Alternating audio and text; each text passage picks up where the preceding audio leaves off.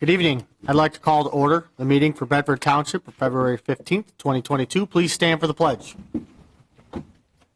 I pledge allegiance to the flag of the United States of America and to the republic for which it stands, one nation, under God, indivisible, with liberty and justice for all.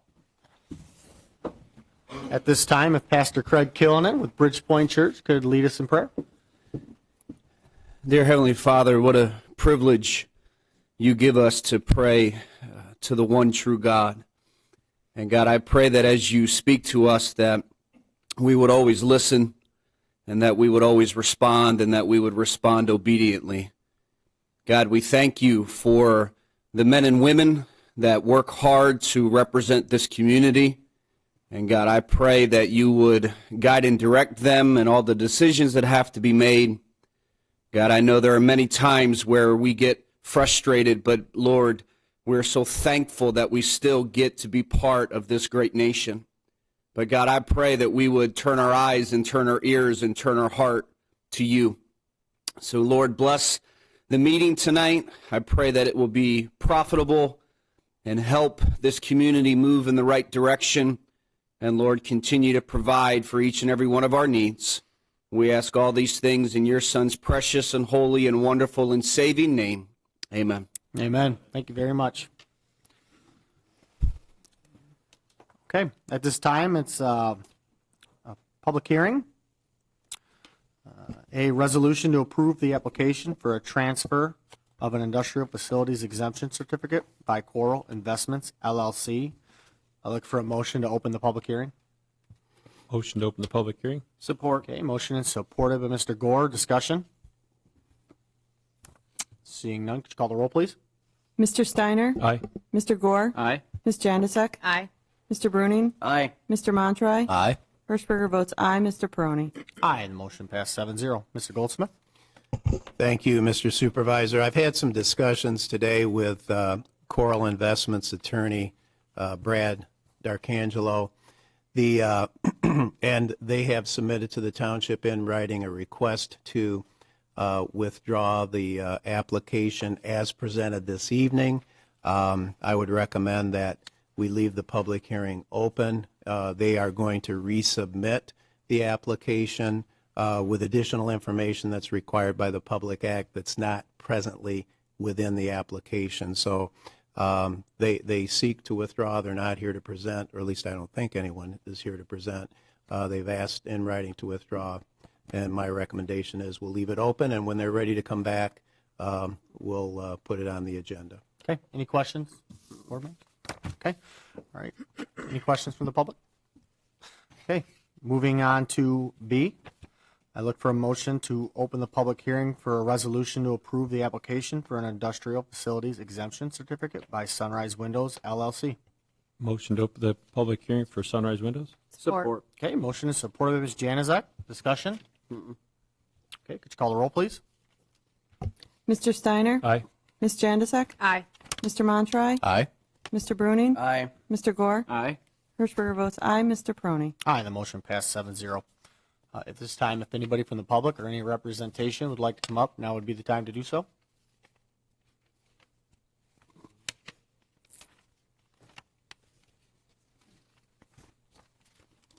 I'll lead off. My name is Matt Vanasacker with the Monroe County Business Development Corporation, 6962 Pheasant View Drive in Temperance. I just wanted to get up here tonight to echo the BDC's support of this motion and this application. We've had the privilege of working with this company for a number of years. It's a great company. They're doing quite a solid book of business out of their facility currently. Their parent company, My Windows and Doors, has decided to move forward and is hoping to make this investment. We had the opportunity to meet the leadership team for My Windows and Doors. Great people. It's truly a family company, and they were very dedicated to Temperance and to Southeast Michigan. So it was a great conversation had with them as they really try to grow the business over the next couple of years. Have had a chance to meet with Russ on a biweekly basis here for the last few weeks. discussing employment. They're anticipated to hire over 100 employees over the next 24 months. So it's going to be a great influx of talent into the area, but also an increase to the daytime population for this section of Temperance, which a lot of the businesses over on that section will appreciate, whether they be restaurants or the oil change shop you have. So just wanted to again echo our support for this. It's a great company, and would certainly appreciate the acceptance of this motion here this evening. So with that, I'll turn it over to Russ just to say a few more things about the expansion.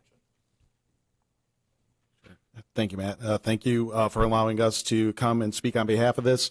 My name is Russ Asino. I'm the Director of Operations at Sunrise Windows and Doors. We've been doing business here in Bedford Township for over 25 years. We have expanded recently in 2018 with a 72,000 square foot addition. This new addition will be 127,000 square feet, and it'll bring our total square footage to 292,000 square feet. It'll bring us from about our current head count of 300 hourly associates with an additional 50 salary associates up to over 450 people by the time we're done with the first phase of this project. Our parent company, MI Windows and Doors, is investing $12 million into this with the building expansion and the equipment that's going in there, with plans to add more equipment down the line and bring in more product. It'll expand our production capabilities and our capacity by roughly 50% of what it is today as we continue to grow in the community. And again, just really want to thank you for your past support and your continued support of our business. No, we appreciate you choosing Bedford. So you guys run a great business over there, so thank you. Appreciate it. Anybody from the public wish to speak on behalf or public? Okay. All right. I look for a motion to close the public hearing. Motion to close public hearing. Support. Okay. Motion is supported by Mr. Gore. Discussion? Okay. Seeing none, could you call the roll, please? Mr. Steiner? Aye. Mr. Gore? Aye. Mr. Bruning? Aye. Mr. Montroy? Aye. Ms. Jandisek? Aye. Hirschberger votes aye. Mr. Peroni? Aye, and the motion passed 7-0. Okay. Ms. Hirschberger? Well, most of it was already said. Sunrise Windows is asking for a 12-year exemption for a 50% tax abatement for land and building improvements valued at $12 million. These improvements will result in retaining 390 employees or 390 jobs, and they are expected to create another 104 new jobs.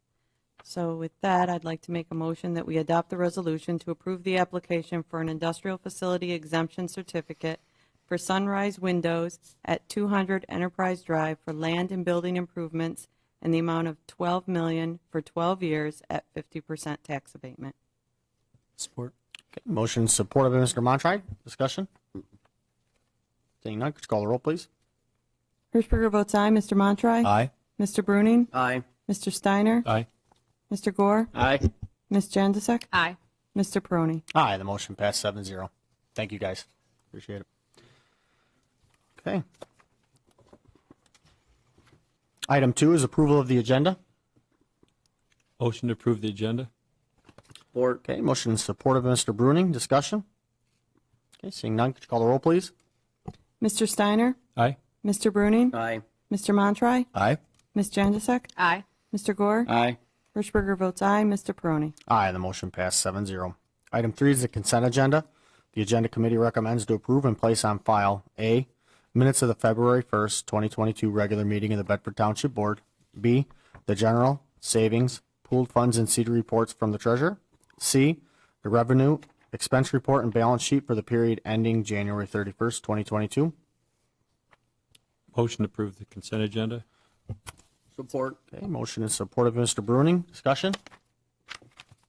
Seeing none, could you call the roll, please? Mr. Steiner? Aye. Mr. Bruning? Aye. Mr. Gore? Aye. Mr. Montroy? Aye. Ms. Jandisek? Aye. Hirschberger votes aye. Mr. Peroni? Aye, the motion passed 7-0. Item 4 is presentations. An update from the Monroe County Sheriff's Department.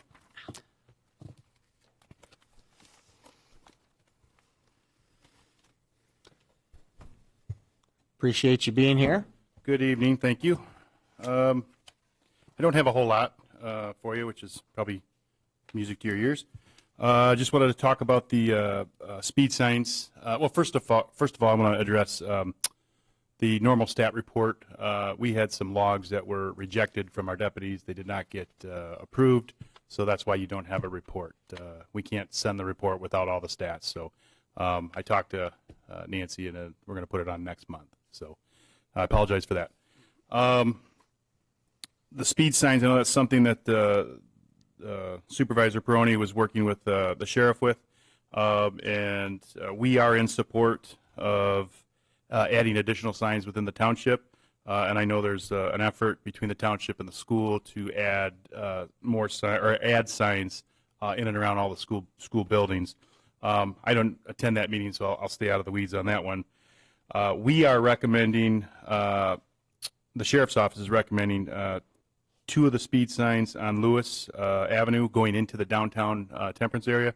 One would be at or near Mildred Street, and the other one would be at or near Borg. That's our recommendation. One on Temperance Road, again going into the downtown area. We suggest at or near Tamarack, and then in some area. 2 cameras there, one at or near Jackman Road, and one at or near Shady Lane. So we're recommending a total of 5 new speed cameras, or not cameras, speed signs. And then I think the school is looking for a total of, is it 12? 12. Is that what it is? Okay. As my understanding, they want 2 on Dean Road near the high school, 2 on Jackman Road for the junior high, 2 at Smith Road Elementary, and then they would want to replace and or upgrade the blinking signs, the 2 signs at Jackman Road, the 2 signs at Monroe, and the 2 signs at Douglas. We do support that as well. And I'm going to kind of segue into the actual stats from the Lambertville speed signs, the ones at Secor and Stearns, and then the one on Stearns going into Secor. The stats for, it was 2.5 months that I have data here for. 90%, I find this very interesting. 90% of all the vehicles are going 45 miles and below. So it's actually, that's a pretty impressive. The one at Secor north of Stearns Road is, again, 90%, 45 miles or slower. Same thing with Secor Road south of Stearns. And even more impressive is the speed sign at Stearns and Secor Road. That's at 94%. So Wow. It's pretty impressive. So, and there's lots of vehicles going, traveling through there. I think there was one had 284,000. One camera or a speed sign captured 342,000. The other one was 246. So quite a bit of traffic going in and around the downtown area. So we're happy with that. And let me add to the speed sign. So just so everybody knows, the discussions that's happening with Dr. Carl and myself is we're looking at bringing to the board a partnership with the 12 signs around all the schools to upgrade and update those.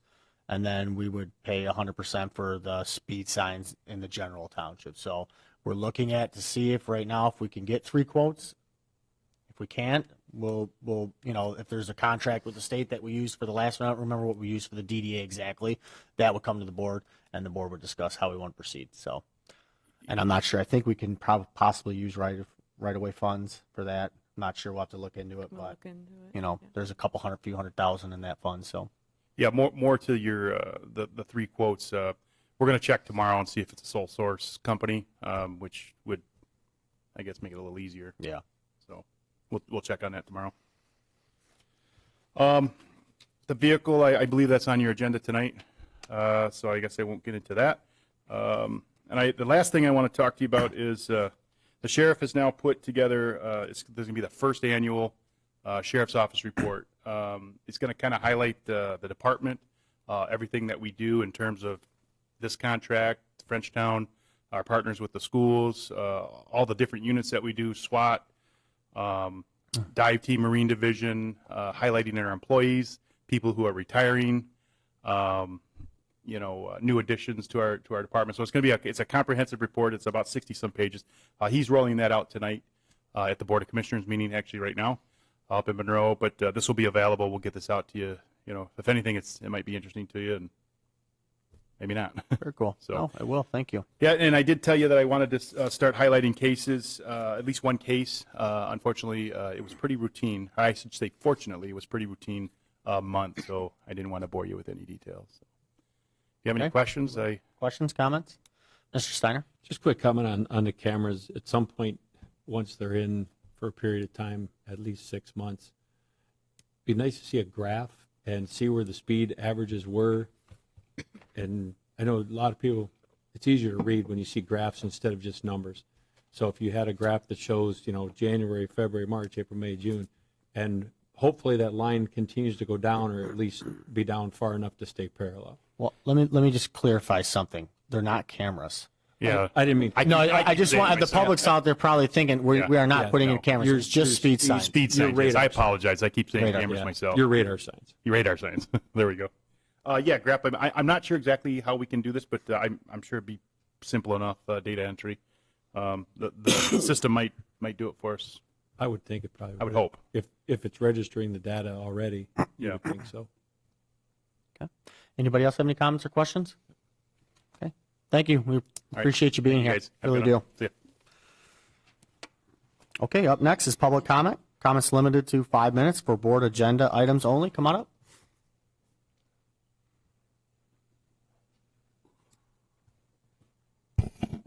Good evening, Logan Tisdale, 1308 Brandywine Street. This is in regards to new business, numbers 8, B, C, and D.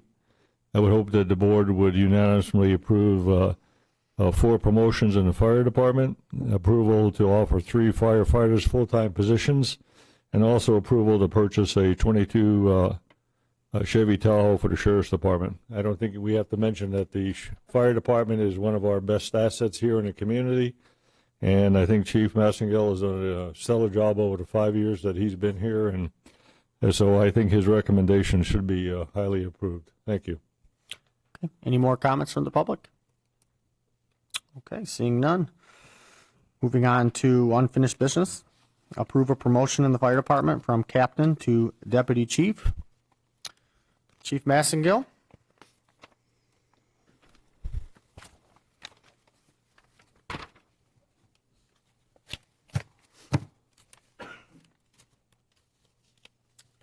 Good evening. So we've got 3 requests on tonight. The first one being we brought back the one that was tabled in the last board meeting. I tried to get a memo out early this week so the board had time to review it. Generally speaking, the first request, though, being the promotion of Captain Steinman to deputy chief. I also attached to the request the chain of command structure. Sometimes it's a little easier to look at the chain of command structure and have a little bit of an understanding of the direction that we're moving in, the positions we're trying to fill overall in the big picture. So, with that being said, I respectfully request that the first of the promotions move through tonight. Unless the board has any questions. Mr. Goldsmith, you just want to mention our discussion tonight. Sure. So with respect to 7A, unfinished business, I think the first order of business for the board to consider is whether or not it would be in the best interests of the township and the fire department to have 2 deputy chiefs. My understanding is we've got 1 deputy chief currently. We've got, of course, Chief Massengill. We have the assistant chief, Mr. Keene, and then Ms. Bankowski is our deputy chief. So your request, Chief, is to add a second deputy chief into the chain of command, so to speak. And so I would submit that before you start to talk about who the appropriate person would be to fill that position, Chief Massengill has made the recommendation of Captain Steinman. But before you start to talk about that, perhaps the board needs to consider whether or not the board collectively feels it's in the best interest to add that deputy chief position and have 2 as opposed to 1. Is that fairly stated, Chief? Yes, sir. And we we need to be careful giving job performance reviews. Okay, if we're going to talk about somebody's performance, we need to talk about closed session because the individuals have a right to that. So we need to be careful talking about employees without having an option to close session. So I would prefer that you first focus on the position as opposed to the person, and to determine whether in your collective wisdom you want to add that position before we talk about who that person might be. Chief has made his recommendation, and Mr. Supervisor, you're correct, the Open Meetings Act does provide for a person to request any discussion related to job performance to be conducted in closed session. That's up to the employee, and it does not require a 2/3 vote of the board. That's up to the employee. The employee can request to go into closed session, have job performance discussed, and can at any time say, okay, I want to go back into open session. That's part of the Open Meetings Act. So you're absolutely right as it relates to that. But we may not even need to get there. Step one would be, what's the board's pleasure in terms of the creation of a second? I'll go ahead and start it off with a few things. I won't talk for an hour. So currently you have Assistant Chief Kirk Keene. He has a full-time job. If something were to happen to you and you couldn't perform your duties, he's going to need help. And currently, right now, you have Captain Bankowski, correct? That's right. Deputy Chief Bankowski. Yes, Deputy Chief. He has so many different names. I was worried about saying Officer Paulie's name wrong. That's why I didn't say it. So, a lot of different titles, but sorry about that. So, she would assist, and currently, Captain Doug Steinman would assist as well. Okay, so he's currently overseeing employees right now. So that would be extremely helpful in your absence to have multiple people helping out in multiple areas. So Chief Kirk Keene couldn't be here full time. So that's correct. So really what we're trying to do, or what the long-term aim is to do, right now we've got a rather flat command structure in that we have a lot of lieutenants. What the intent is, or part of the intent is to make sure that we're filling positions, we're branching out the chain of command and the span of control, so that we can continue to have a succession plan at each level. So if Chief Keene should be promoted in his other job and move away, we want to have options. So we would like to have some experienced deputy chiefs that can move into that position. In the same capacity, if a deputy chief would retire, we would want to have good options at the captain level with experienced captains that could move up in. Right now, we have two captains, Captain Duvall, Captain Steinman. It would be beneficial to, and we looked at some different models and how different departments that have went through this growth when they were moving into a combination department have accomplished this and been successful, and this is by and large a model that seems to be sustainable and working well across the country. So it's why we were looking at this model.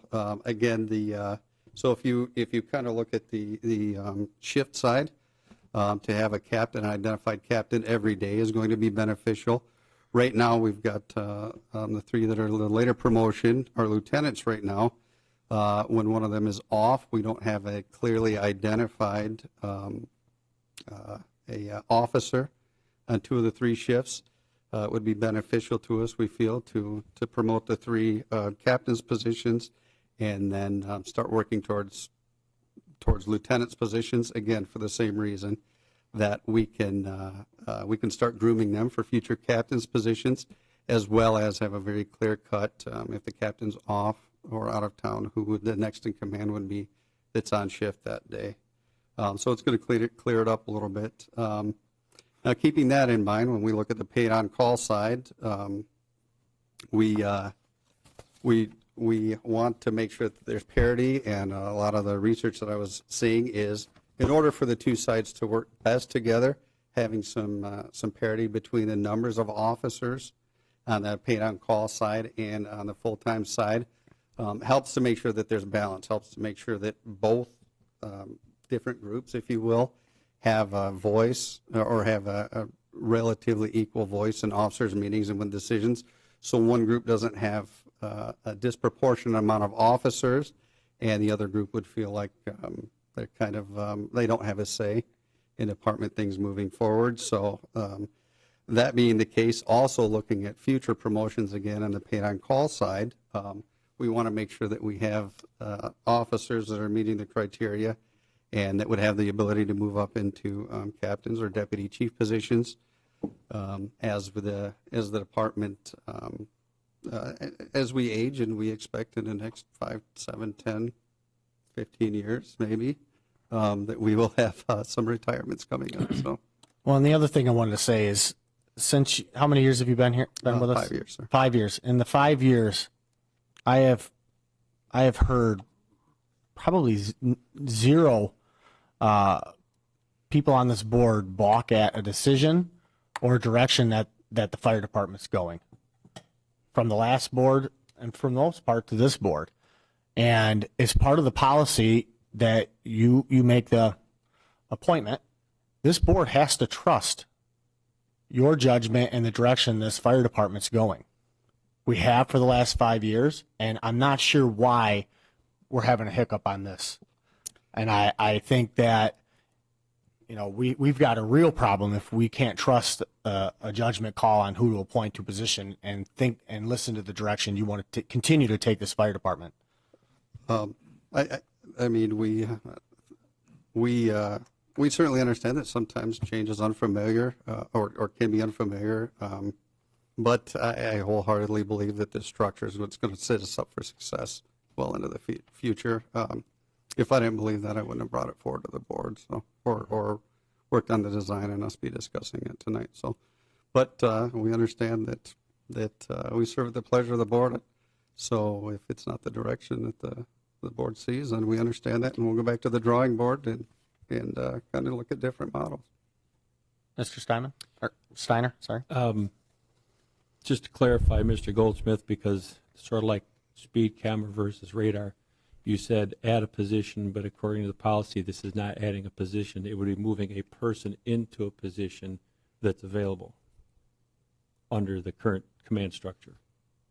Well, from the standpoint that we have one deputy chief position now, you'd be right. adding a position, creating a second deputy chief position, and then if you create it, then you have to fill it. Right, but I mean, it's just like a regular job, though. If you've got a box there that says deputy chief or assistant or lieutenant or whatever, if you've got a box there, the position's created already. According to the policy, it looks like the position is created. If the chief recommends to the board that that position is to be created, it's up to the board to really approve the chief's recommendation to add a second deputy chief. He can do it. He can make that recommendation. Correct. So and then the board would approve it or not approve it. Yeah, it's slightly different than a regular hiring process here, but you know where I'm going with this. Yeah, so yeah. The position is there at the discretion of a fire chief. It's not like he's coming well up. stated. At his discretion, he can bring it to the board and say, I would like the board to consider the creation of a second deputy chief, and then make a recommendation as to who, in his discretion, would fill that position. And then and the other thing, too, and I'm glad the structure's here in front of us, because when we talked about years ago and different deputies across Lambertville, Temperance, that was really the big thing years ago. It was Lambertville Fire Department and Temperance Fire Department. You know, I got the two directions backwards here, but you know where I'm going there. And I think that's where a lot of the division is because it was Bedford, which was Bedford Temperance, Bedford Lambertville. Whereas here, this structure, it would show that under Deputy Chief Bankowski, she doesn't have one side of the township or the other. That structure shows me that she's got command over people at all stations. Same thing if you have a second deputy, that person would have command over all stations. So that's correct. One of the things we've struggled with as we've grown, even before we've grown, so we send out leadership surveys every year to the membership. We send out department surveys every year. And consistently, we feedback that communication, area we can improve, communication over and over. We have continued to evolve and grow, and communication has been a continuing point we know and we identify every year we can improve upon. I'm just sort of excited to say that we've grown into the ability to fill out this command structure now after we've been increasing our membership for a number of years because it gives the most clear-cut avenue for communication both up and down and laterally as well that we have had in my time here, certainly. So I think that there's a number of improvements and a number of ways it's going to improve and help the organization. Communication, or the flow of communication, is probably more important than even the succession planning, long-term succession planning that we're looking towards. Okay. Well, I think that, kind of explains, I don't know if you want to add to it or not, it was brought up last meeting about going back to the way things were. And I think that kind of explains that we're not going to go back to the way things were by this appointment. So we have, I think as I stated in the last meeting, so we've certainly migrated away from the station officer model. We've outgrown it. Thankfully, we've outgrown it because, again, communication is an issue. Our members circulate between stations on a daily basis. So we have. It wouldn't serve us to go back to the days of identifying a house officer or a deputy chief that oversees a station. Really, essentially, now we've got a officer or a captain, if this model is approved, that would be on the shift that oversees and kind of gives the direction for all of the stations during that day shift. Now, we also have a model where we've got paid-on-call firefighters that should be comfortable working through the chain of command of their paid-on-call officers. It's a little easier sometimes for a paid-on-call firefighter to approach a paid-on-call lieutenant with a question. It's just more of a comfort zone because it's easier to relate to that. So yeah, we've gotten away from the model of identifying by station.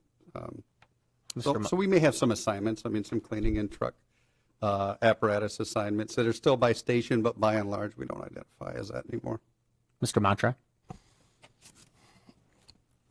So going back to Mr. Goldsmith's recommendation and a clarifying question, I suppose, with this structure, and if we're going back to, are we going to decide if this is the structure and the model we're going to follow, if that's going to be our first decision, we would need to, this is the structure currently, so we would need to decide that we're going to, the decision wouldn't be, are we going to add this deputy chief position as presented? It would be to restructure it in a way that doesn't exist because, like, as similar to the Shift A and Shift B lieutenants are pending, that technically that deputy chief position is it's a position that exists and is currently pending. Is that correct? And then that would mean that we're making a decision whether to stick with that or not. Am I understanding our situation correctly? Well, the chief has made a recommendation, and it's a twofold recommendation, I believe. The recommendation is to add a second deputy chief and to fill that position with Captain Steinman. So I view it as a two-step process. The board, I think, needs to be comfortable and collectively agree that the addition of a deputy chief position is appropriate as recommended by the chief, and then the second phase of that would be to fill that position, and then you consider the recommendation of Chief Massengill. He's recommending Captain Steinman. So I view it as a kind of a two-pronged or two-phase approach. That's his recommendation. You want two Create separate that. motions? You can do it however you want. You can do it in two separate motions. I'll make a motion. hold on. I'm going to get a motion forward, and then we'll have discussion on it. I'll make a motion. We move forward with the chief's recommendation to add the second chief deputy position. I'll support it for the discussion. Okay, motion is supported. Discussion. All right. So, Trudy, you expressed apprehension to this model at our last meeting. To Mr. Steiner's point, that was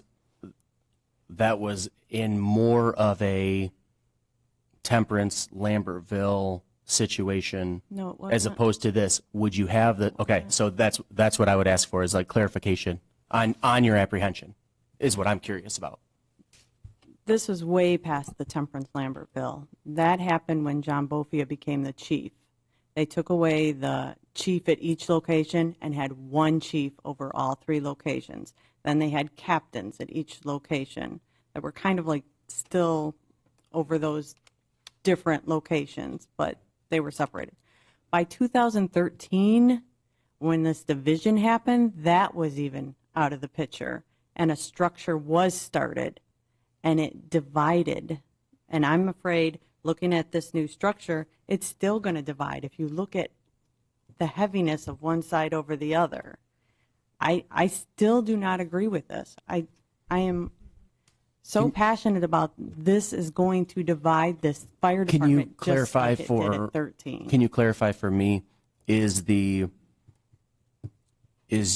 division between the amount of positions, or would you suggest that the paid on call and shift positions like be mixed amongst one another, or is it the amount of positions, or is it that they're completely separate entities? I think a lot of what you're saying is a combination of things I'm worried about, such as, we have a deputy chief. She's over one captain, but yet we have three captains on the other side. That seems top heavy. And then you go to the bottom row and there's three lieutenants, and you have four lieutenants on this side. Why can't the structure be that we have a chief, we have an assistant chief, we have a deputy chief, and then we have these captains that start overseeing? Then it's more even, leveled out, in my opinion, just from based on history, where I saw that division when you get one side top heavy according to the other side. I don't want to see the fire department fail. And being here for so many years and seeing the division coming and watching all the different structures that I've seen throughout the years, I'm just looking at this seeing failure, and I don't want that to happen. Can you explain why the structure's like it is? Um, I just wanted him to add to that. My apologies. So the initial intent of this was to have two paid-on-call captains to provide it so that the structure wouldn't quite be as flat. However, in reviewing the rules and regulations, we understand that the board prefers 7 lieutenants and 4 captains. So we modified the structure with the recommendation of a lieutenant on the paid-on-call side, but actually the earlier vision had the 2 captains on the paid-on-call side for just the point that Clerk Hirschberger had of again creating that, or trying to create that balance. So I would say that we're certainly not opposed again if the board's going to entertain another captain position on the paid-on-call side. It serves generally serves the same purpose and accomplishes the same thing. It would be something we're certainly comfortable with. In fact, probably more comfortable at that point. Mr. Gore? So, excluding command officers, how many firefighters and paid on-call firefighters do you have? 30, 45? Roughly, we would have, so we've got around 52 or 53 right now, total firefighters. So depending on the next, we'd be about 10, so about 40, about 40. So if we have 40, and right now you have 15 command officers, that's like one command officer for every 2.5 to 3 firefighters. And going along with what Ms. Hertzberger said, there is a division. You have the paid on-call side and you have the firefighting side. To me, firefighter's firefighter. These guys are doing a phenomenal job, whether they're paid on-call or they're not paid on, or they're regular firefighters. If a paid on-call can't go to a shift lieutenant and he's got to go to a paid on-call lieutenant, there's a division there, in my opinion. The paid on-call guys and the firefighters, they're all doing the same job. They should go through the same chain of command and be treated the same, because they're all amazing and doing an excellent job. So depending on the, so our structure, when you look at paid on-call firefighters on the left side, if they're working, so we don't have dedicated necessarily at shift firefighters. So the intent or the flow of the communication will be, if a paid on-call firefighter has a question about paid on-call, about the paid on-call structure or something like that, he would work through the paid on-call chain of command. But that very same firefighter could be working a shift, at which point a point of contact, if he's on shift that day, would be the on-shift officer. So it's just going to help the firefighter. We believe that it will help the firefighters. Give them a little direction right now, or make it a little bit easier. So I can understand your concerns, sir, but I think that again, we stand behind that, or at least I stay behind. I think it's going to make the flow of communication much easier, much better. So in other words, there should almost be dotted lines then if you're talking paid on calls that fall under those shift ABCs. It could. So for instance, and we had a discussion about it because we're making sure that if approved, that everybody has a good understanding of how it goes. So you could have a situation where a shift firefighter tomorrow has questions about the daily truck check or daily duties or daily expectations while he's on shift. The best avenue or the best route to discuss that is going to be, he knows when he's on shift A today, to discuss it with a shift A lieutenant. Whereas the paid on call lieutenants, if they don't work shift often or they're unclear about it, it might be difficult for them, or they might get a slightly different message. If a paid on call firefighter, so we've got young firefighters that do both. So if a paid on call firefighter had a question or needed some guidance or direction as far as responding to calls for our all calls, the avenue is to address it with a paid-on-call lieutenant or his paid-on-call lieutenant, because he's not on shift at that time. He's talking about a paid-on-call matters, and the paid-on-call lieutenants, at least those we have right now, are really good at helping, explaining, and making sure that we're following the structure or the paid-on-call structure. So that's really the intent as far as the flow of communication, is to make sure they have a good avenue depending on the role they're filling. I mean, we all fill various or different roles, every day. So we've got if we have a fire tonight, we're going to have members that were shift firefighters until 4 o'clock today that are coming in from home and are paid on call firefighters. It's just because we fill multiple roles. That's the intent, really, to help with communication in that aspect. Ms. Janczak. First, I want to say I think our fire department does a wonderful job. I can't praise them enough. They do wonderful. But I agree with Joe on this. I personally think that this could be detrimental, and it could be leading us down a dangerous path of division, just because of, like Joe said, the division of, you have your paid on calls and then your shift. That's just my opinion. I don't want to see a division. I don't want to see anything detrimental to this department, because I think you guys do a phenomenal job. I really do. And everything I hear in the public, they appreciate what you guys do. And me personally, I don't like this. Chief, do you feel this is going to create any sort of division?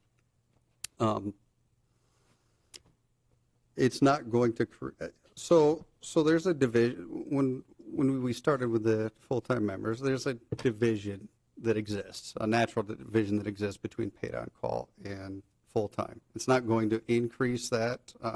I don't feel it's going to increase or encourage it any more than the natural division between on-shift people, paid on call people, and our full-time staff. So I couldn't envision it creating any different division or encouraging a division, no. So I find it hard, even for me to sit here and try to act like I have a bead on what the fire department's doing on a day-to-day basis. You do. The firemen do. And you're the fire chief. And this is the direction he's recommending. I don't know how we could sit here confidently as board members and say, this is what you should do with your fire department that you're running. I just don't, I can't fathom that sitting here to act like I know fire enough to that's why we did a nationwide search to find this man. You know, I mean, to trust him. If we don't trust him to create the environment and the direction he's going, we've got a serious issue other than putting this in position. I can tell you that much. I'll add to that, Paul. Go ahead. At the last meeting, I asked you some questions about interviewing elsewhere. You admitted you are interviewing elsewhere. I don't think anyone on the board has a problem with that. You're entitled to that, to look elsewhere. And like I said, when you leave and you set up this department for failure, then that's not going to do any good to us. So this plan here, this is your plan. This may be your plan, and then you leave, and then a new chief coming in is stuck with this. So like I said, last board meeting when I was asking you questions, all right, you admitted you weren't living at your, house anymore. You 100% hearsay, Phil, 100% rumor, people, total rumor here. You have had multiple affairs, even with people that work in this township. Point of order. That's hearsay. I even admitted it. Well, you're going to end up getting us in another issue with a lawsuit that I get after almost every meeting. Okay. With a labor attorney. You've got to watch what you say at a public forum in a board meeting. We can't talk about employees. We can't talk about certain things. You're going to get us in a lawsuit. Okay, well, fact. Well, maybe we should ask the lawyer in private before we bring up stuff like this on a regular basis at meetings. Let Todd, with all due respect, even if you qualify it as hearsay, sometimes when you make a statement and even qualify it with that statement, the damage is done because some people believe it, whether it's supported by fact or not. So my recommendation would be to focus in on the issue of, are we going to approve this deputy chief position? And if we're going to do that, are we going to fill it with the recommendation made by the chief? Fill it with his recommendation. And, and focus in, I wasn't here at the last meeting. I was on vacation. And I know there was some question and answer about relative to the chief interviewing. So those statements were made. I would recommend that we move on. Okay. and not dwell on that. Let me just add there was support. Do we ready for vote? So, let me just say let me just say something. We cannot run this fire department on assumptions, whether he's leaving or coming or what he's doing. We have to run it on right now. What he's here, he works here. He's the fire chief. He's making recommendations. I, for one, am extremely happy with the direction and his performance and what he does. I still get every Monday a book on exactly what he's doing and the direction. Every Monday for 5 years, I've gotten a book on what's going on to the T. Every single week he's in my office discussing, different things. He's exceptional at his job. I talk about this man every week. And you want to talk about personal stuff? I'm talking about his job. Well, I am too. Now, if he does leave, in my opinion, he's set up with a structure in place with Chief Kirk Keene, Assistant Chief Kirk Keene, to come and assist, and two highly qualified people in place to help run the department. In my opinion, if he goes, we're set up for success. He's got more questions. Yeah. So now besides all that, so your wife has sold the house. You have no house here. You admitted that. So that is 100% true. So that's why I believe you are leaving, Chief, and you have already said you're interviewing elsewhere. So I believe you are leaving, and that was the point I was trying to get across. But he's still here. We can't go. We can't make the decisions Well, today. if this is the chief's plan and a new chief comes in and doesn't want this, then what do we do? We change it. It's that simple. I mean, in a board meeting, he comes back to the board and he says, "Hey, here's my plan," and we go, "Okay, we're going to trust your judgment because we just did a nationwide search and spent $5,000 on getting you here, and we're going to trust you that this is your plan you want to do." We move on. I mean, the board can always change anything it wants with policy and procedure and chief and people in position. So, you got any more questions? Nope, I'm good. Mr. Steiner. Well, you just hit on the one thing I was going to ask Mr. Goldsmith clarify. As you said, if for some reason the chief was to leave one way or another, a new chief would come in. He's not locked to this structure. He can design a new structure as long as he's within the policy and the board votes on it. That's number one. Number two is, my question is, and you know, I'm really torn on, because I hear things, and as we've just heard, some things may be true, some things may be not true. So until somebody's got facts in front of me, I really struggle with stuff like this. And I'm not going to play games with things like that. I clearly said at the last board meeting, if anybody wanted to talk to me, they could call me and your name would never be known. There was a number of years ago, like I said, I was contacted. Nobody knows who those people are, and they never will know. Can I say something to that? So last thing, real quick, Okay. is and you got every right to tell me why this doesn't work. That's great. Tell me why, but I want to see what your design is, what this structure should look like. I just want to speak to the chain of command. You know, I was asked why I don't communicate with firemen, you know, with issues or whatnot, because it's not part of the chain of command for people to come to me in private. They have to go to the fire chief. They have a system in place with the chain of command that if it's followed, things should work out. And if it doesn't work out, they have to go to the chief to get permission to come to us. If we don't follow that, we're going to cause issues within the fire department. And it sounds like we already are a little bit. Well, in general, that's we true. have to have the chain of command followed, or we've got to change it. In general, that's true, but it's just like in HR. If you've got a problem with a superior that you know that you can't, there's no other superior, and the only person left, in this case, say that he's the superior and they feel they can't go anyplace else, they have to come to somebody here because we're like that HR arm of it. But then we need to change that because right now their structure is set up that they have to come to him. Where's that? Is it in the policy? It's in the chain of command with the fire department. Is it in the policy says that a member cannot talk to a board member? Chief, go ahead.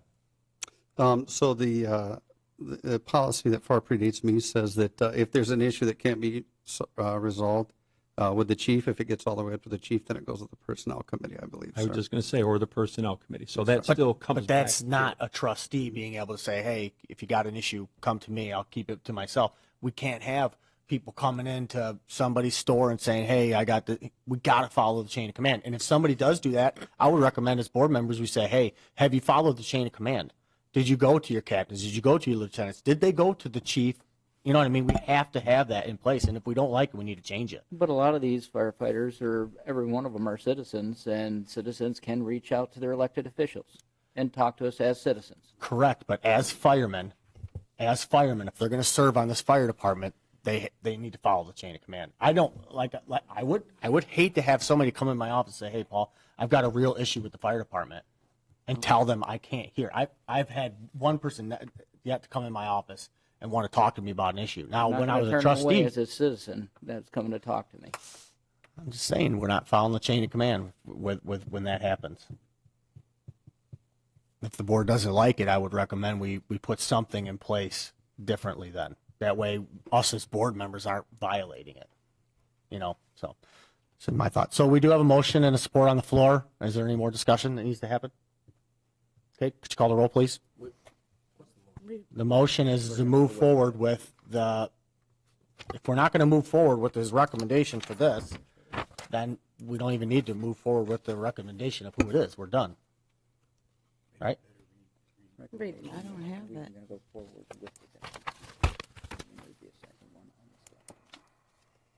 The motion is to follow the chain of command that Chief Massengill has presented before you. So it would be creating a second deputy chief position. Yeah. Okay, we have a motion and a support on that. That was yours, right? That was my motion. Call the roll, please. Mr. Peroni. Aye. Mr. Montry. Aye. Mr. Bruning. No. Mr. Steiner. Aye.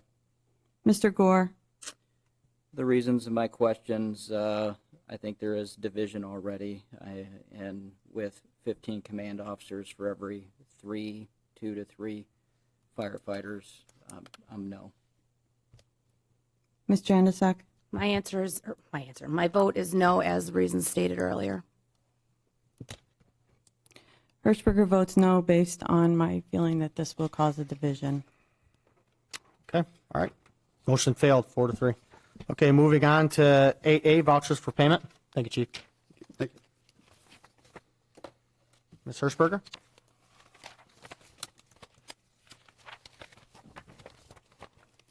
I'd like to make a motion that the following vouchers be approved for payment. General Fund, $343,691.07.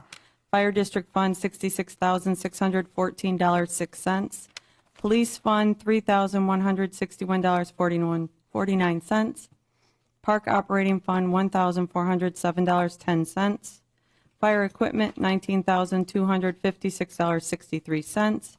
Downtown Development Authority, $23,163.15. Library Operating Fund, $2,931.54. American Rescue Plan, $242.05. Stony Brook, Brookwood SAD, $21,345. Deer Creek SAD, $2,829.86. DDA Construction, $50,000 even. Sewer O&M Fund, $121,233.64. Trust and Agency Fund, $93,657.57. For a grand total of $749,488.61. Support. Okay, motion supported by Ms. Janaszek. Discussion? Okay, could you call the roll, please? Hirschberger votes aye. Ms. Jandasek? Aye. Mr. Gore? Aye. Mr. Steiner? Aye. Mr. Bruning? Aye. Mr. Montry? Aye. Mr. Peroni? Aye, the motion passed 7-0. Item 8B, approval of 4 promotions in the fire department. Chief? Yes, sir. Probably at this time, until we get back to the command structure and start the command structure, probably best to hold off on the promotions. Okay, all right. Okay, moving on to 8C, approval to offer 3 firefighters full-time positions. Chief? Yes, in the last board meeting, the board approved the creation of 3 positions moving forward. We had posted for eligibility, started creating a list, and went through the process. We had 4 internal applicants apply, all of them qualified. The 3 that we'd recommend offering or extending full-time offers of employment to being firefighter EMT Lucas Frucci, firefighter paramedic Dustin Cunningham, and firefighter EMT Jeremy Zientek. They all scored well. I think that as far as all of them goes, it's going to help stabilize the staffing that we've got moving forward. The unanticipated revenue that we saw this year through both our transports as well as with the deployment work we did, and based on the call volume that we have right now, the increased call volume, we feel it's prudent to move forward with it a little earlier than we had anticipated to help give some relief to the shift work. So that would be our recommendation at this time for those 3 moving forward. If approved, we would probably look at a tentative like March 13th. I think it falls in line. Start date for the positions, so I guess we're looking for some guidance at this point as far as this goes. Okay. Questions, board members? Mr. Steiner? I've talked to Mr. Miller, our finance manager, about the numbers. Right now, there's enough cash for these positions to be extended with the full-time. I know that will take us through the rest of this year and should easily take us into the next fiscal year. If we do approve this, I'd like to say that we review this at the 23-24 budget year time and see if the budget still allows it at that time. And instead of putting a blanket plan together, say, minimum of 5 years. But if we put that into place and down the road, Chief, whether you come in or whether it's another chief, who knows, but comes in with a 5-year plan and says, here's my 5-year plan, here's the numbers, they're all laid out, tie it out with Mr. Miller and make sure everything makes sense, then maybe we do open it up and say, okay, it's at least a 5-year extension of these.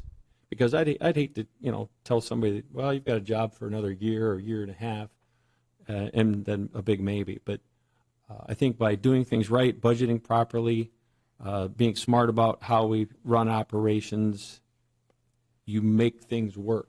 And I mean, unless there's a complete shortfall of revenues, then you're going to lay people off anyway if there's a shortfall. So with the progressive work and everything, I think, again, if we put that in through that the rest of this budget year and then one more budget year and then has to be reviewed unless, again, we come up with a 5-year plan in that interim period that says, okay, we've got the full 5-year drawn out and we've got the wages to push it all the way out. Okay. Any more discussion? I have a question. Go ahead. Is there a reason why we can't have information on these candidates? Because Nancy asked you for it, and you said it's never been given before. That's why you didn't give it now.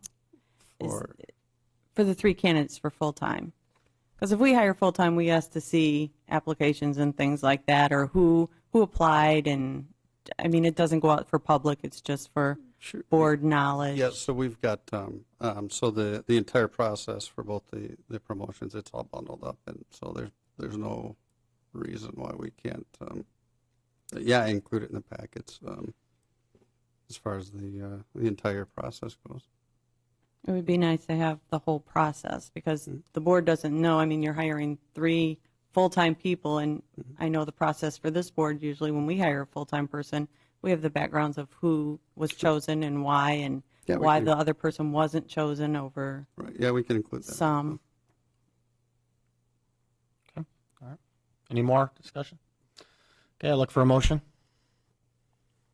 I'll make the motion to approve the offer of the 3 full-time firefighters positions as presented, with the caveat that I stated that it, through the rest of this fiscal budget year and one more year, unless we get a 5-year plan that shows we can extend it up until at least 5 years. Support. Okay, motion is supported by Mr. Montry. Discussion? I have a question. Discussion? Your motion, through this budget year and next budget year. Correct. And then, so 23, 24? 23-4, it has to be back. I just want to make sure the Yeah, motion's so correct. we got, 4 months this year, so basically 16 months. Any more discussion? Hey, I'm going to ask something real quick here. So as far as, how imperative is it that they get moved? I mean, could we put this at the next board meeting, table it so we could see the packet of everyone that is available, Chief? Yeah, I mean, it's up to the board. I'd have to. I'd like to see everyone that's qualified also. When's the next board meeting? Would be the March 1st. So, obviously, we want to give them enough time if we're going to target a March 13th target date. So, but Would March 1st give you enough time? assuming that we extended offers, the very next day would be pretty close. So. Sure. Okay. Could you call a roll, please? Mr. Steiner? Aye. Mr. Montry? Aye. Mr. Bruning? No, I'd like to see the other applications. Let's start the policy of doing that. Mr. Gore? Aye. Ms. Janasek? Aye. Hirschberger, I'm going to vote no just because I would like to see it, and I asked for it, and I was told no to begin with. So Mr. Peroni. Aye. Motion passed 5-2. Okay. Thank you, Chief. Item 8D, approve the purchase of a 2022 Chevrolet Tahoe for the Sheriff's Department. We discussed this last meeting, I think the meeting before. We need to keep, we budget $50,000 a year for a vehicle. This brings us a little over the budget. The good news is I believe this possibly can be paid for through ARPA. We'll have our committee look at that, and hopefully when we move on 8E, we can get that process really moving a little quicker of getting some of that money spent.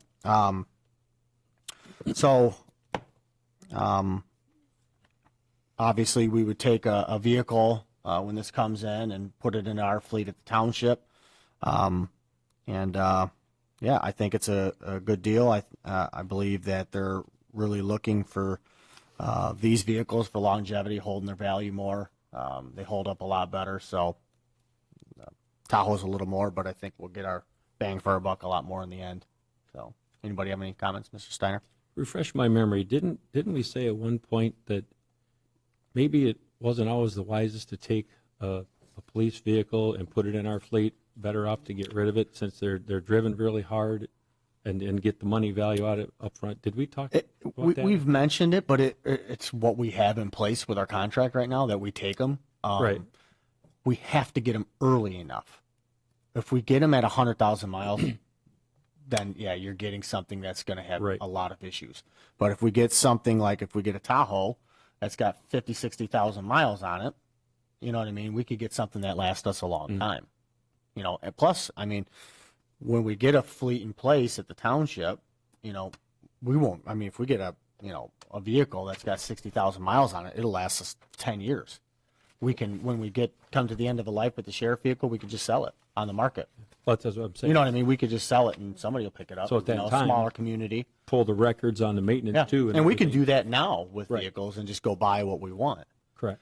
But, you know, because it is costly to take everything out and, you know, wrap it, you know, but we can discuss that more. But I think for now, you know, to get one at the low mileage, I think it'll be good for us to grab one. So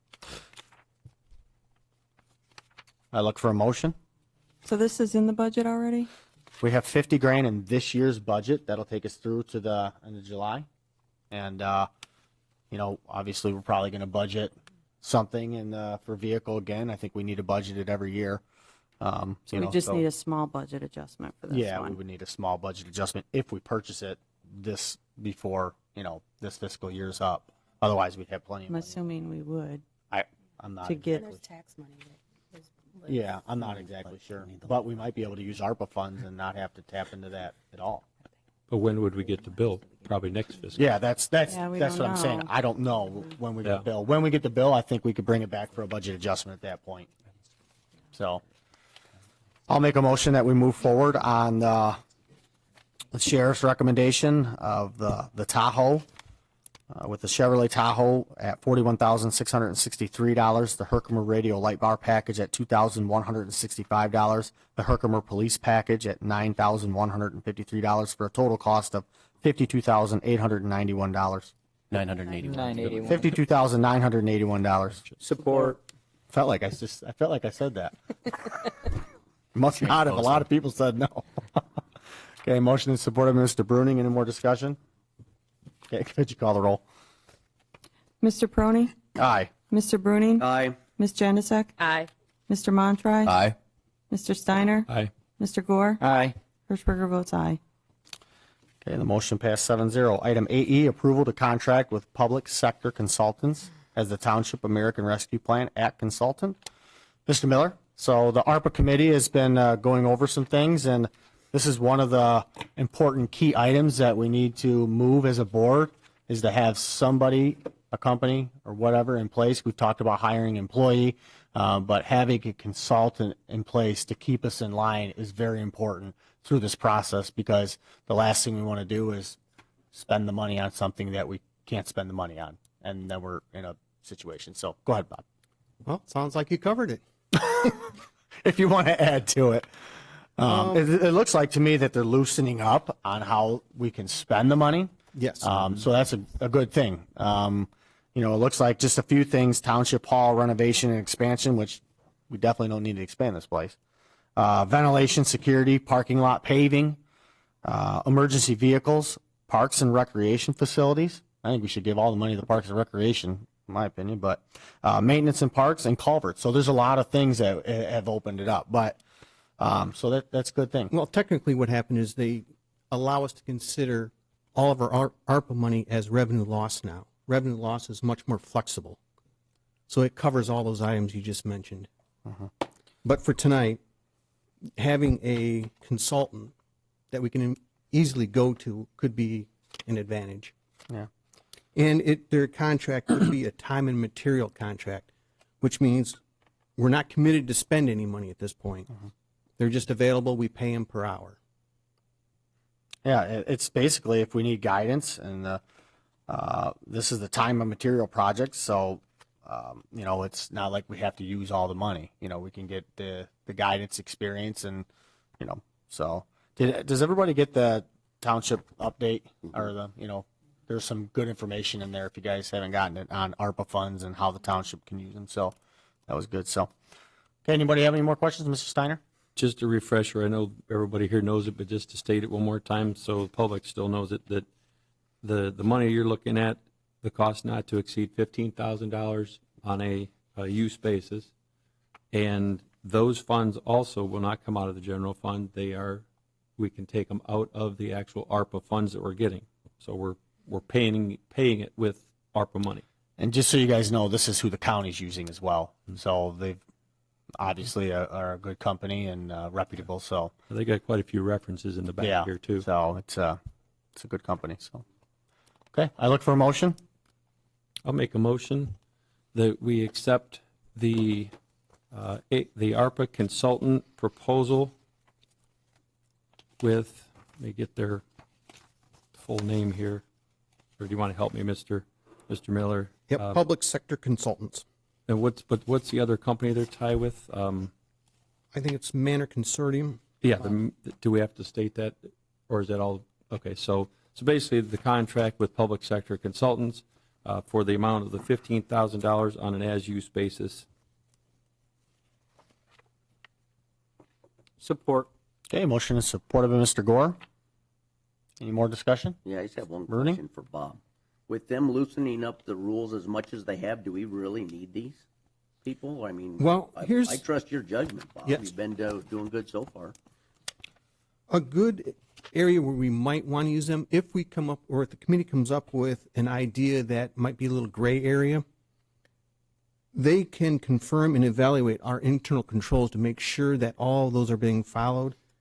We signed 2 documents at the very beginning that had a lot of legal mumbo jumbo. It was the assurance of compliance with the Title VI of the Civil Rights Act and the award terms and conditions that had multiple federal rules and guidelines that have to be followed in spending this. There's still a lot of ways for us to get ourselves in trouble. Yeah, so having a consultant for sure is a place that we can go to ask questions and get good and only when we need it. Only when we need it. We're all if it's something we all can move forward on with confidence, I don't think any of us will be willing to spend thousands of dollars.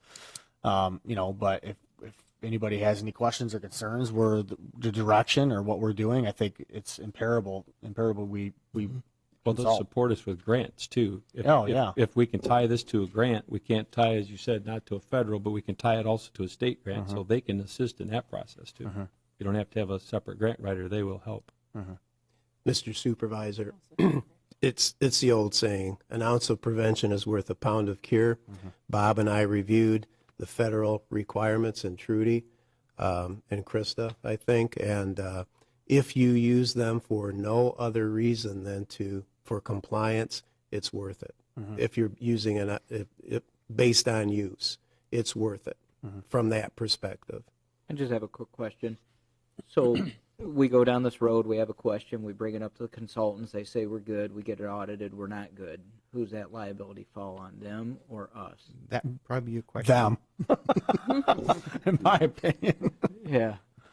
Ultimately, it lies with us. So We have to, we need to have a point person who is going to communicate with this consultant or the committee. You can't have individual board members, or you shouldn't, communicating, because for one thing, that runs up the tab, and then you can agree as a committee as to what questions will be asked. And you really need to drill it down and ask them specifics. My preference would be to get the response in writing, and then we'll have a basis upon which a decision has been made based on advice of the consultant. And then if we're audited and something is askew, then we have a basis to go back and say, wait a minute, we hired this consultant. This is the advice we received. It's in writing. That's the process I think we should follow. Mm-hmm. Okay. Thank you. Okay. Could you call the roll, please? Mr. Steiner? Aye. Mr. Gore? Aye. Mr. Bruning? Aye. Mr. Montry? Aye. Ms. Janusik? Aye. Hirschberger votes aye. Mr. Peroni? Aye, the motion passed 7-0. Bob, thank you very much. Appreciate it. Okay, item 9, comments from the public. Comments limited to 2 minutes for each individual. Come on up.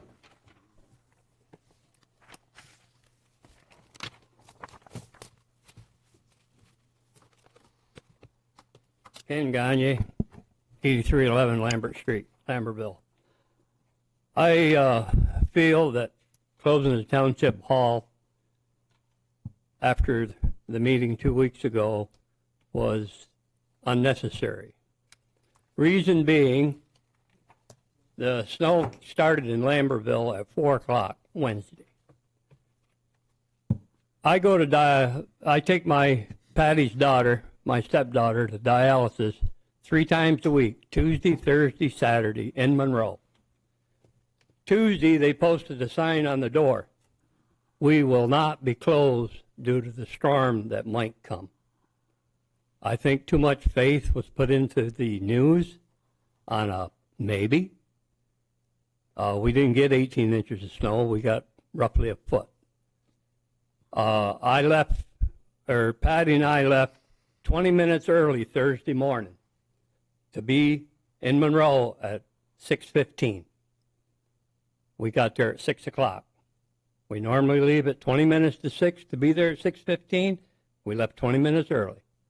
I don't know that anybody that's in the township hall working lives probably more than 15 miles away. I think the township hall at least should have been open Wednesday. I don't know why everybody was scared of the snow. I mean, I grew up in snow country in upstate New York. My dad was born in 1904. At 6 years old, he walked 1.5 miles to the school to start the fire, so when the teacher got there and the rest of the kids got there, it would be warm. I don't know what's happened to the people. They've got weak, real weak. Thank you. Thank you for your comments. Any more comments from the public? Okay, seeing none, moving on to comments from board members. Mr. Gore? Nothing, just everybody have a good evening. Okay. Mr. Bruning? Nothing. Everybody have a good evening. Mr. Mantra? Trump was right. That's all I have. Mr. Steiner?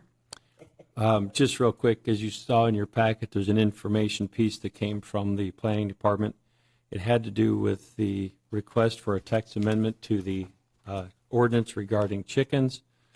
As you can see, there is no text amendment recommended from the Planning Commission. The one thing I did tell them that I would bring to this board and talk to the clerk's office after we discussed it was probably be good to get on our website possibly a note that permissive ordinances, our ordinances are permissive in this township, and maybe if we had a little blurb to explain what that is, and other than that, there, people can't say, well, it doesn't say I can't do it. If it doesn't say you can do it, then you can't. So if we can get a blurb to go with that, possibly with all our ordinances that are online, I don't know how that would. You write it, we'll put it on. Okay. I want to make it simple, though, but it's got to be straight and forward. And You write it. We'll put it on. I'll help you with it, Rick. okay, that's all. Okay. Ms. Januzak? Well, it was a busy couple of weeks in the Treasurer's Department. I'd like to thank my girls for all their hard work during tax collection. And then I also want to say good luck to the varsity wrestling team as they head into regionals this week for tomorrow for team. And then all the boys who are wrestling on Saturday at individual regionals in hopes to go to states in a few weeks. That's all I have. Ms. Hirschberger? Well, we're going to be closed Monday, Ken. February 21st for President's Day. The liquor license application is available in the clerk's department for anyone who would like to stop by and pick one up. Board members, I want to remind you that the newsletters are due Tuesday, the 22nd. So get your articles in if you're going to submit one. And good luck to the Bedford cheerleaders this Thursday. They're going to be competing at home. Okay. Yeah, so with closing Township Hall, we have a committee, personnel committee that gets together and makes a decision. Sometimes the best decision isn't made. But ultimately at Township Hall, we're not saving babies. We are, doing the business of the people, and I would rather have us be confident in the decision us three full-time made, and nobody got killed on the way here Thursday. So, yeah, we could have been open Wednesday. And looking back, I wish we'd have done it, but it's, just close it and then open it 10 minutes later. It's something that we planned for and made a decision, and we stuck with it. So that's that. I want to thank Sunrise Windows. I was over there for their kind of groundbreaking ceremony, and what a great company that we have here in Bedford Township that's going to have so many job opportunities for local people. That's what we want. We need opportunities in our own community, so our kids aren't leaving to go all over the country to work. So I attended a fundraiser over the weekend for Jerry Barron's son, and it just amazes me every time when a family is in need in this community, how the community pulls together and helps out.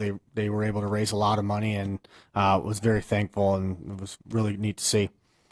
BBA, they are getting a little creative on their trade fair. They're going to be working with the Whitman Center, I believe this year, to have a little mini trade fair inside and outside. So I know they're be working on that right now. And so if you're interested in it, call the BBA. The water line project is going well. I do get a lot of questions on it, a lot of simple questions that I can't answer. Do I have to tap in? No, you don't have to tap in. You can hang on to your well if you want to tap in and utilize both of them. A lot of people don't realize that. You can keep both. What's that? Only for watering outside. But, yeah, but you still can keep both. Some of the calls we are getting, is, do we have to tap in and stuff like that. So if they are going through your yard and tearing out a tree, hopefully they've knocked on your door already and communicated with you what they're doing. If not, you can always call South County Water. And I wanted to update on the snow plowing. We did have a contract with the Stoneco, and they did the Lambertville side.